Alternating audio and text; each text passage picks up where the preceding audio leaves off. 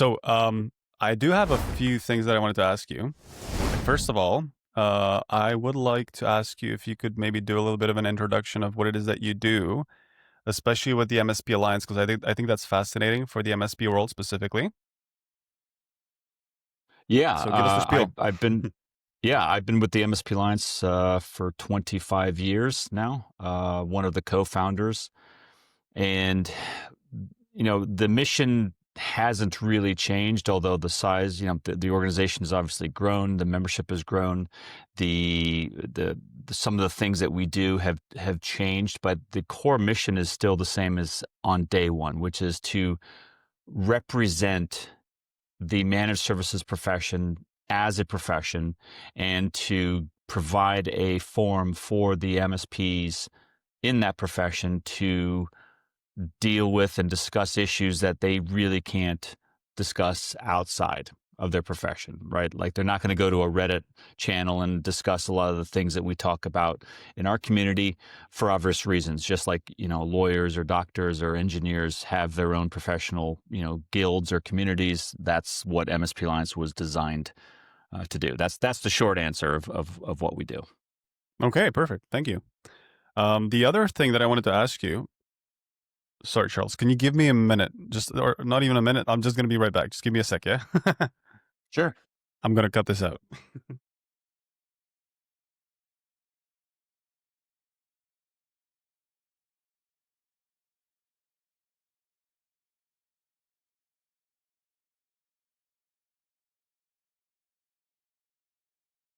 All right, I'm back.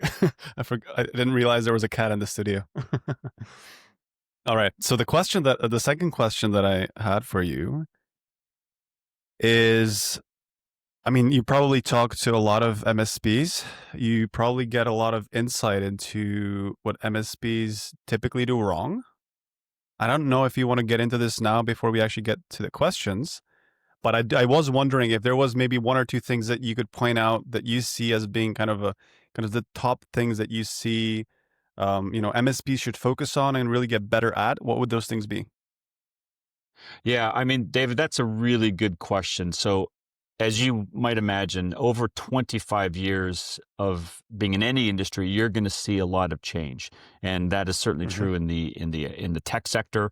It's very true in the MSP sector, which, as of today, it didn't used to be this way, but as of today, the MSP business model is the overwhelmingly dominant business model on the planet, right? It used Mm-hmm. to be something else. It used to be kind of reseller, value-added reseller. System integrators really moved that needle from a revenue standpoint. Today, it's the MSP business model, either a big MSP organization, that only does managed services, or a company that has a managed services division or department in it. Mm-hmm. One thing that I would say we started out doing very early was trying to promote awareness and adoption of what managed services was all about. That we solved that problem. So I'm happy to say that we solved that problem many, many years ago. Just by all you have to do to see evidence of that is look at the IT channel today. It's filled with MSPs or people who want to be MSPs or people who call themselves MSPs. Mm-hmm. That is one of the chief problems we face today. We don't have licensure in the profession, right? So there's no governing body except for Singapore. Singapore does have a licensing regime, but it's a very small market. But there's no Mm-hmm. other major government that I'm aware of on the planet that has a licensing structure for MSPs. So it's up to us as a professional community to set standards, which we've done, to set codes of ethics, which we've done, and to have a pathway for new entrants into the market to follow. That, Mm-hmm. and you could look at that as either a good thing and also mixed with some negatives, which is, as a new entrant into the market, there's nothing prohibiting you from saying, I'm an MSP or I'm an MSSP. And a customer is not going to really know the difference between a 6-month-old MSSP and an MSP that's been doing it for 10, 15 years, or just happens to have all the characteristics of a mature MSP organization. That is a problem, an issue I'll call it an issue and an opportunity that MSP Alliance puts a lot of effort into resolving. Mm-hmm. Okay. Perfect. Thank you. All right. So before we get started with the questions, I do have one thing that I always ask my guests, sort of as a way to verify that we're on the same page in terms of the concept of this session. I do want to have. I don't know if you've seen the other episodes, if you know what I'm talking about, but I do want to make sure that we kind of stick to um, always for you to always kind of let the audience know and anyone listening to know what your stance is on the topics that we're going to discuss, whether and which way you're basically leaning, right? Because cybersecurity is a lot about priorities. Um, so the questions are intentionally designed to be either yes or no, or usually there's a couple of options where I'd like you to basically explain what the preference is from your opinion, and also explain why. Right. So the format is always pick one of the options, and then explain briefly what the reasons for your answer is. The question that I always ask is, if you had to choose between watching a UFC fight or a full game of lacrosse, which one would you go for? Probably lacrosse. Okay. And what's the reason for that? It's a team sport, a little less bloodthirsty. I have nothing against MMA or UFC fights. Just and I occasionally watch them, but I now that I think about it, I don't really watch a lot of lacrosse. But if I had to choose between the two of them, I don't know. I think lacrosse might be a little bit more engaging as a team event. All right. Perfect. Cool. So I think we're ready. Nice and warm-up's done. Let's get into the actual questions. So the first question is BYOD policy or managed devices only? Which approach wins your vote? That depends. That depends entirely on the entity, the end user entity, and what their policy is. I can tell you from an industry standpoint that MSPs would prefer to have managed only devices because it eliminates a lot of the risk associated with BYOD or personal devices brought into the corporate network and accessing company data. So I would say that BYOD as a concept that evolved, from the very beginning of, let's say, the iPad, where you started to see CEOs and other executives bring a completely personal device, right? Back in, remember, first version of iPad had no Exchange access, so it was useless fairly as a corporate device. But you had CEOs saying to their IT departments, "I want you to put this into the network, get me connected." And that was really I think the genesis of the BYOD movement. And so I would say that BYOD is a end user favored, but maybe going out of favor, and certainly managed device is a definite pro. I don't think many MSPs are going to, fight you on that one. Right. In terms of one thing that I found interesting about what you said is, do you see that going out of favor? Do you see that there's a trend around the BYOD culture that it's changing in some way? I think that since the pandemic, where we saw an initial spike in BYOD devices for obvious reasons, you also had what I frequently call the Dunkirk of the digital age, which was the rapid deployment by MSPs all over the world in a very, very short period of time. I'm talking literally weeks, where they suddenly had to outfit entire companies who had previously been in the office last week, and 2 weeks later they're at home working with no immediate understanding of when they're going to go back. That was a big BYOD moment, and that coincided with a huge spike in cyber activity, both before and throughout the entire pandemic, period. So I would say that BYOD is an issue that has to be addressed. And if a company is going to introduce company devices into the network, they have to understand that they're still responsible for them, and they're still responsible for those devices ingesting or accessing data. That is not going to excuse them, right? To say, Mhm. oh, well, that's my personal device. That you don't have to worry about that as a threat vector. Completely, wrong-minded thinking, in my opinion, and most other people, I would say. Okay. Okay. So in the triad of people, process, and technology, which is something most cybersecurity people know and like to explain to people that are not in the space, which one would you recommend organizations to focus on the most? Oh, that's an easy one. You can't separate any of those. They all have to be a unified approach to a control that is being served, right? So, Dave, that's a really good question. People, process, or tools. No one of those things can solve a control or fulfill a control, right? So, Mhm. to use a cyber framework terminology, there isn't a control that I can think of, and there's thousands of them out there.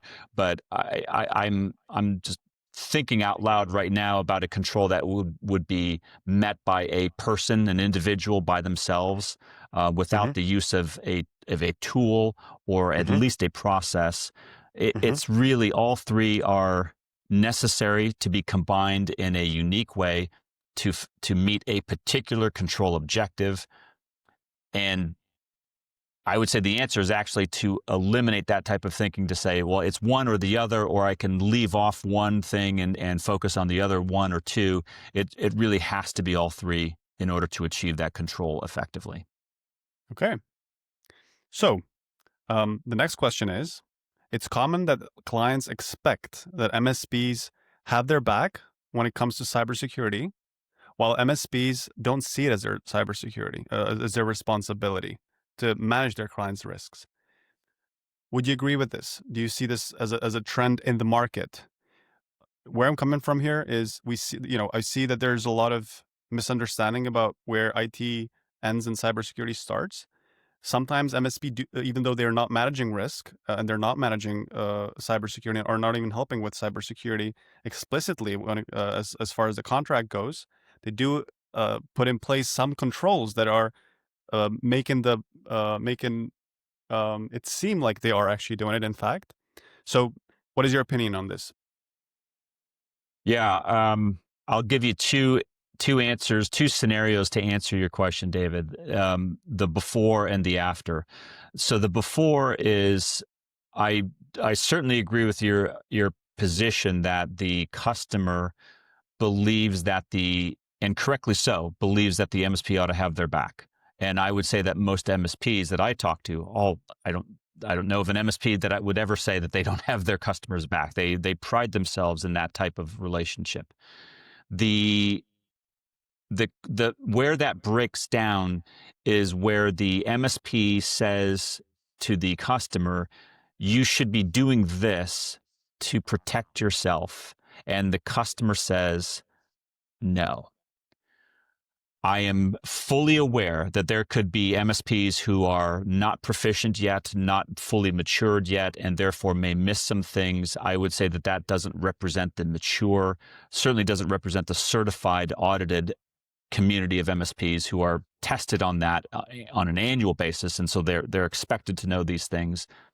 But the MSP can't serve as internal IT in all aspects, right? Because there's a lot of governance. There's a lot of, IT is not just IT anymore. Cyber is not just IT. It's now IT plus corporate governance. They're in the C-suite.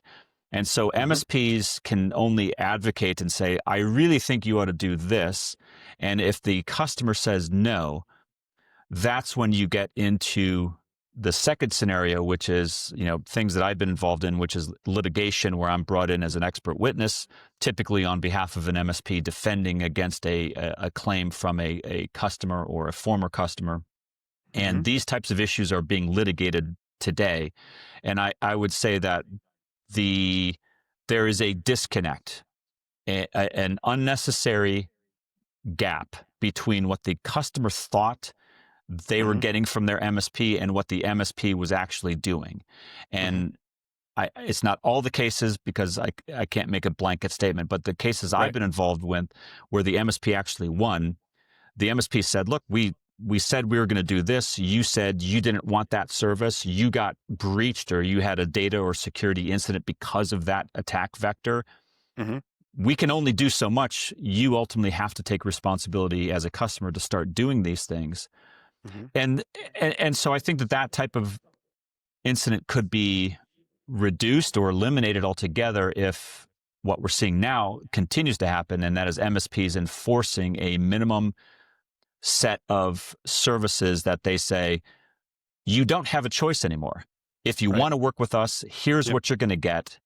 And you either prove that you're doing it with us or with your internal IT department or somebody else, but you can't come on board with us and then shift the risk to us and say, well, you're going to handle if we get hit, right? Right. So it's a delicate balancing act, but I would say that we're making progress on the whole. Okay, thank you. This one's for, I guess, companies that are just starting out or are just learning that cybersecurity is an important thing that they have to really pay attention to. Should they master prevention or response first? Well, that's an interesting question.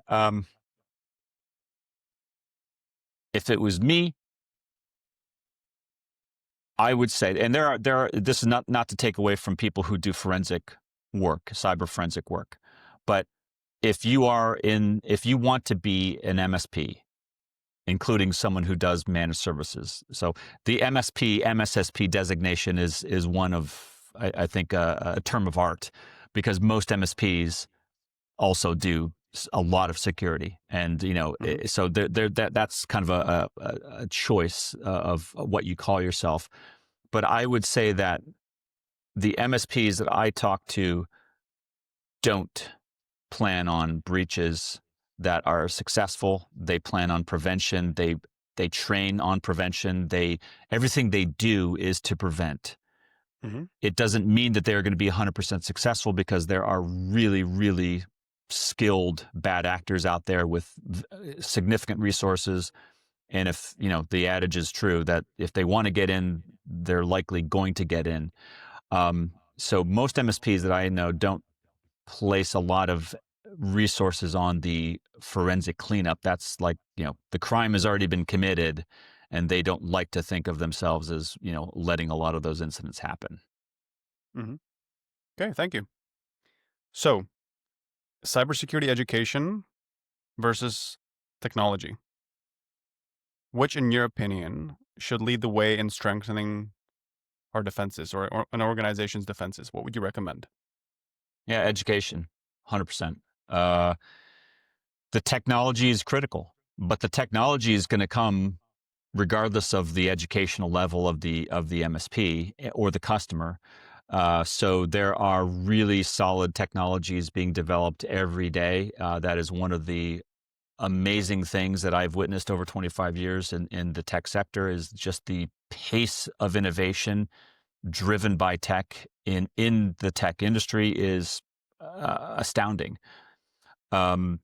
The education is where we at MSP Alliance, going back 25 years, it's where we started very early on in our life cycle to, we started with developing a code of ethics, and then we quickly turned to creating a cyber framework, an MSP framework specifically for MSP organizations, because we knew at some point there's going to be a new generation coming in, and they're going to have a path to follow, because in 2004, we were making it up.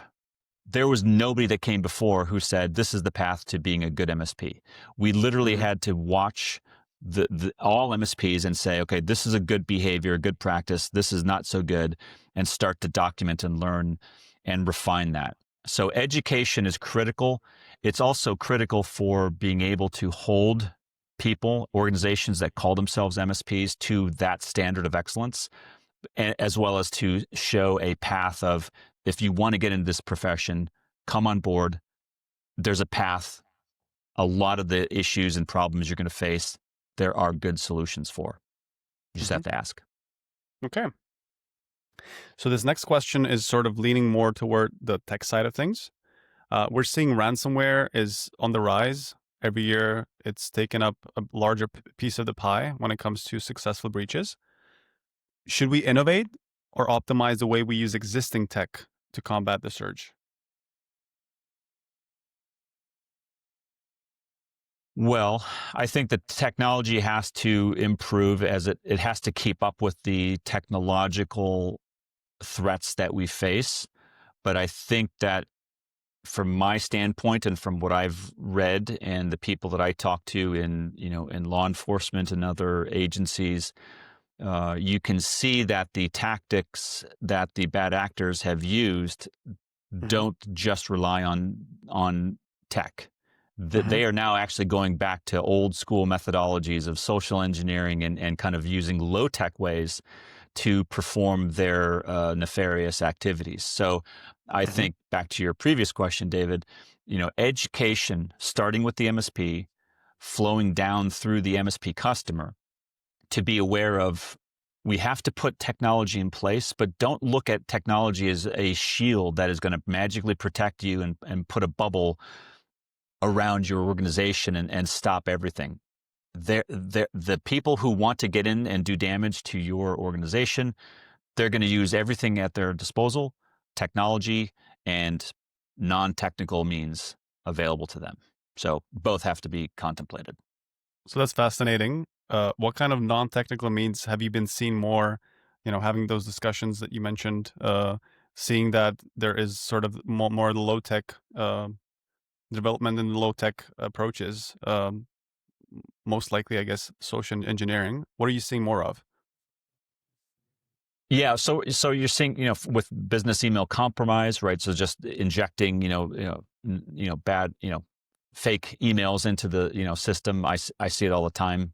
Hey, they fabricate an entire email exchange between you, which you never wrote these emails, and the accounting department saying, yes, I authorize this $50,000 payment to this consulting firm that we never signed anything to. Right, so they're really exploiting using technology, but they're exploiting a business financial control, which curiously is not really in the purview of most MSPs, but it's the injection of a fake fabricated email chain into the email inbox of an executive or an accounting department in order to attempt a scam to get money. So that's a fairly common one that we're seeing all over the place. The AI, right? Use of AI to fake remote hiring, right? That happened during pandemic, and that was actually a pretty wild thing to experience. Calling up and doing, faking a internal IT department person to, let's say, call in the help desk and say, hey, I misplaced my token. Can you authenticate me into the server or into my account so I can get in there? And, they have voice, you can replicate people's voices using AI.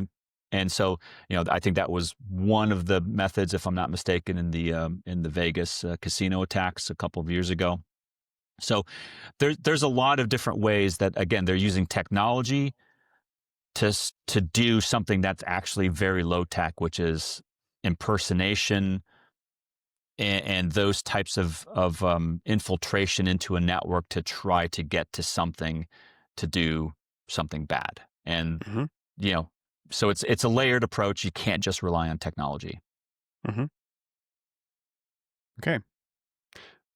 Maybe one thing that's sort of a side question to this, do you see that a lot of those social engineering attacks have to do with identity security and then the way we treat identity in security systems? 100%. That's an understatement, David. The way that we treat users in networks and how we handle change requests, which is why that's such a huge element of our industry's, standard. So our standard for MSPs relentlessly tests and attempts to validate MSP handling of user, so not only internal change requests, but also customer change requests. So how are those handled? Are they documented? Are they reviewed, right? Things that would, a lot of these attacks you see that, you hear, well, the bad actors were sitting in the network for like weeks, right? So they learned, right? Get in, don't behave like a fool, on day one. You just sit in there and you learn. You start to look around. You start to find out where are the things that I really care about, And so that's why MSPs are taught, at least in our standard, you got to review. You have to treat user onboarding, offboarding, and maneuvering while they're at their tenure with the organization very carefully, especially when you're dealing with like admins, super admins, and those types of issues. So it's not foolproof, but you're trying to make it at every angle, make it as difficult as possible for the bad actors to do what they want to do without being caught. Okay. So in case of a breach, who should bear the cost? Should it be the MSP or the customer? Who's at fault?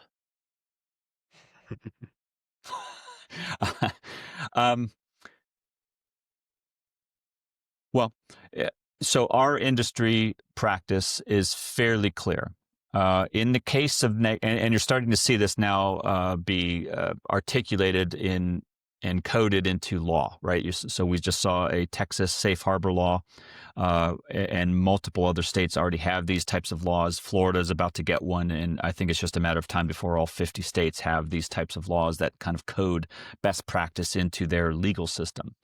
So in the event that there is negligence, right, there, like the MSP actually did something that they were not supposed to do, or failed to do something that they should have done, and it can be called negligence, then, those are scenarios where most of the time, either there's going to be a breach of contract, and or there's going to be an incident where the MSP says, yeah, I messed up, and they're going to go to their insurance company and say, we have a claim, and please, help us defend against that, or settle or pay the claim.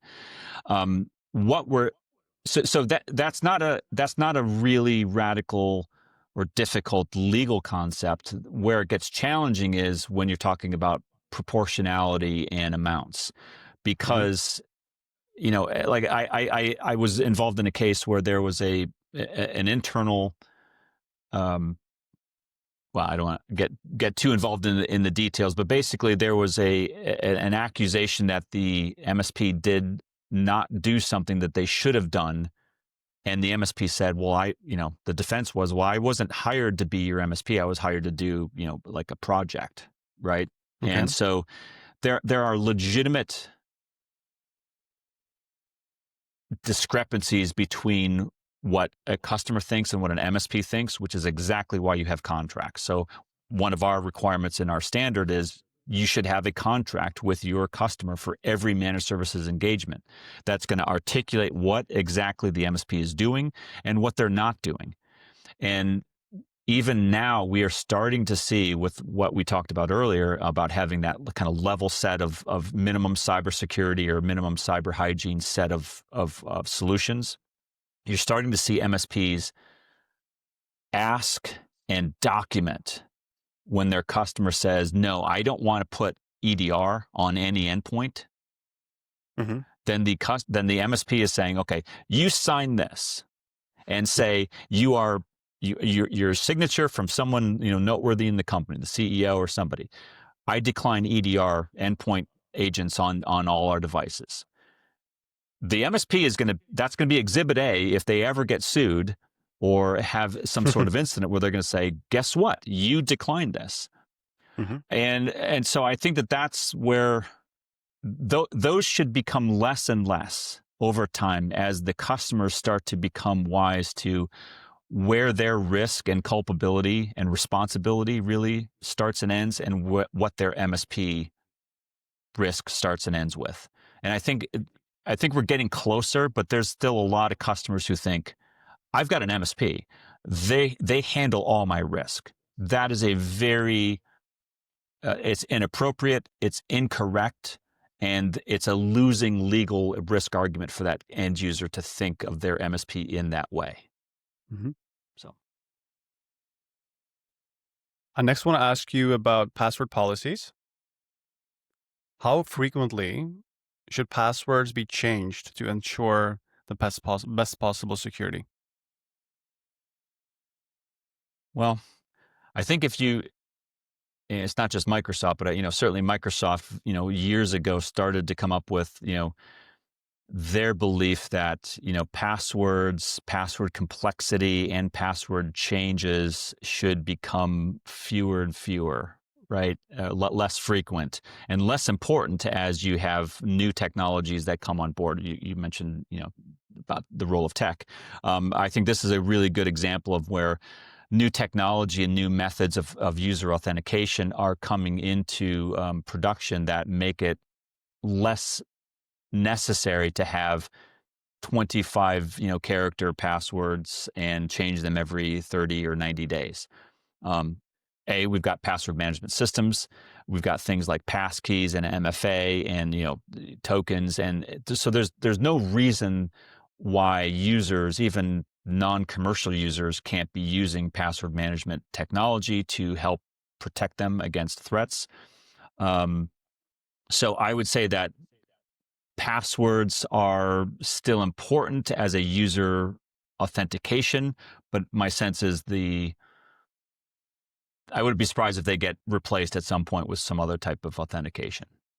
So, best answer I could give. Okay. So this next one, still we have a lot of systems that unfortunately do rely on passwords. That's just the way things are, right? Now, who's at fault when a user reuses a password across different platforms between enterprise systems and their own personal accounts? Well, an MSP going through and seeking certification, right? So for seeking MSP Verify, for example, that would be an area where they would be tested on. And the first step would be, let's see your password policy and see what that actually says. And are you following that password policy? That would be one of the things that would be a requirement, that you're just not reusing those passwords. But in anticipation of someone who happens to put in, fluffy cat, 1, 2, 3 or whatever, and they use it for everything that they sign into, that would be something that for a work environment would have to be, either rejected because it wasn't complex enough, or, it had to be supplemented with some other type of MFA credential or check to validate who the user was. So again, I don't want to get too much into the complexity of password length and things of that nature, but I certainly think that the more sophisticated the technologies are, the less important that password becomes, because it's one of like multiple methods of authentication. Okay. Zero trust architecture. Do you see zero trust architecture strategies as more of a buzzword that's going around in the cybersecurity industry, or do you see that it's really a revolutionary approach to networking security? Yeah, we just had some good conversations with some of our federal agency partners on this topic of 0-day patching. When you talk about patching, specifically 0-day patching, you're also talking about what impact is there on the patch on the network, right, and other systems that rely on it. So you're talking about availability relative to security.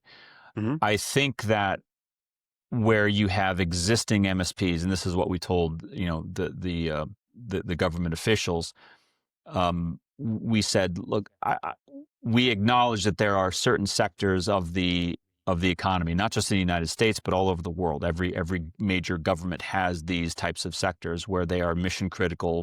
In the U.S. we call them national critical infrastructure, right? And there are designations of what meets that criteria. But you could certainly think about law enforcement. You could think about energy. You could think about public works like power and water and just basic municipal services, garbage, right? Communication, transportation, all of these things kind of all feed into national critical infrastructure, and you want to protect against them.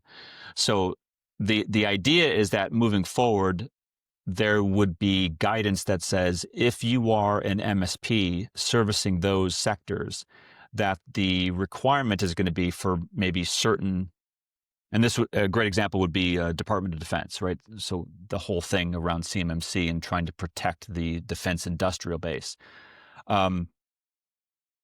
For certain, not all, but for certain entities and certain segments of those certain entities' networks, there could certainly be a policy that comes into play, which is this server, because it has this type of data or this program running on it, this should be a 0-day patch device.